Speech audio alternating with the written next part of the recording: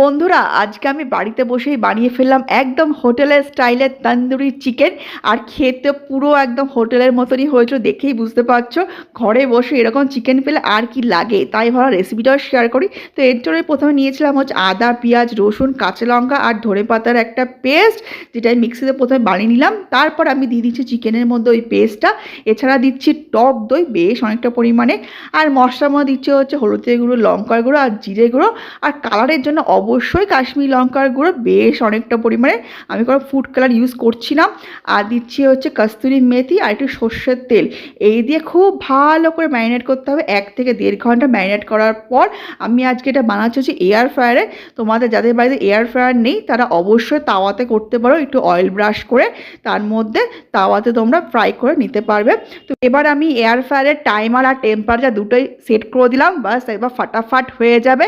তো দেখো কি দারুণ